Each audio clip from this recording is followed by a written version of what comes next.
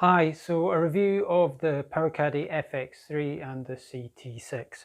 Both absolutely brilliant machines. I have to say that they're my favourite power trolleys. Powakaddy is obviously a good one as well, and there's a few other brands out there that are good.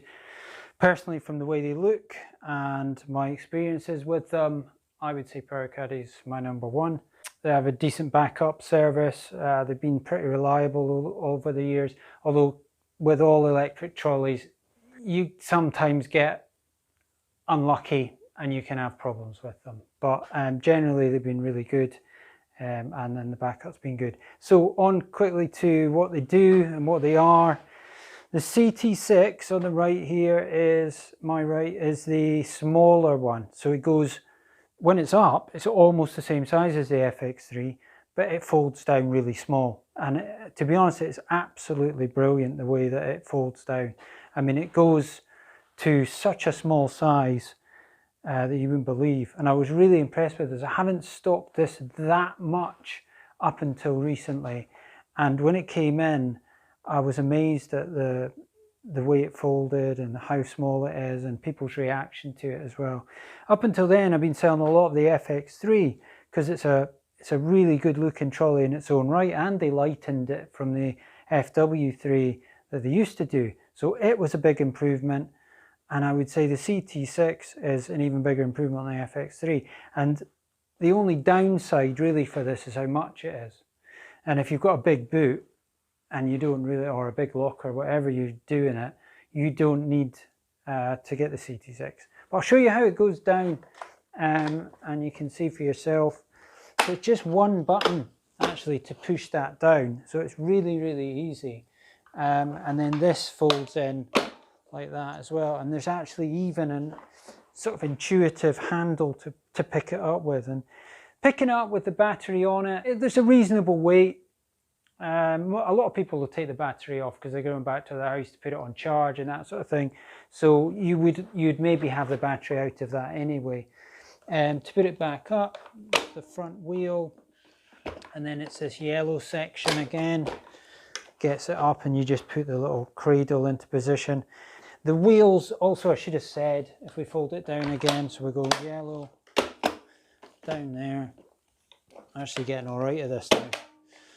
And then yellow button in there turns the wheels to an inverted position, which you don't have to do, but if you've got a little car, then this would be the way to do it. You'd have that on there. So it didn't take that long really to do. I don't think my hand's messy or anything, it's not greasy or anything like that. And there it is in its smallest form. So it just looks brilliant. I like also just the simplicity of putting it up and down and how solid it feels for something that goes so small. Usually up until this point in time, trolleys, especially electric trolleys that have gone really, really small when they fold up, they've been slightly compromised in the way they look when they're up, and also they've had lots of clicks and levers and numbered positions that you have to follow a strict routine to be able to get it up and down. It is really, really simple, and in actual fact, when it's up, it's almost arguably better looking than the FX3. It's at least the same, if not slightly even neater and sleeker in a way. Battery out is really, really light again, possibly even lighter than it used to be. There's an on-off button on the top, which you can press to switch it off so that when you put it in the boot, something doesn't accidentally press on the handle and try to make the wheels go round while it's in the boot. And that's an improvement on the old design, which was underneath. So it's on top and it's a lot easier. You have to have the battery on, obviously, for it to go. You have to have a green light. And the other thing that some people don't realise is you have to have the battery on when you're charging it. So it won't charge unless you've pressed the green light. So you'd switch that off just when you're putting it in the boot. You can get one with GPS on it. This is just a standard one. This one's coming in at well, it's well over £600, and the FX3 is about £550, something like that. You can get them slightly cheaper than that if you try hard enough. The button on the top is supposedly a accident-free button, and you can feel on the top that they've both got this. It's hard on the outside, and you have to actually physically go over the edge and press the middle for it to actually work. And I think people used to accidentally press it and switch it off, almost with walking along with their hand on it, go over a bump and switch the thing off, and then come in complaining that actually, you know, oh, I keep switching off as I'm going along, I don't know what's going wrong with it. But sometimes it was finger trouble, as simple as that. And this is supposed to try and cut down on that, and so hopefully that will prove quite a good design. So that's the CT6. Massively impressed with that. Really, really good. Actually, if we pick it up when it's not got the battery in it, let's have a look what it feels like. I know I'm not giving you weights or anything, but just in general, yeah, I mean that's a decent, that's really quite light when you consider it's got a motor in it and everything else. So pretty manoeuvrable. FX3, stalwart, been around for a wee while.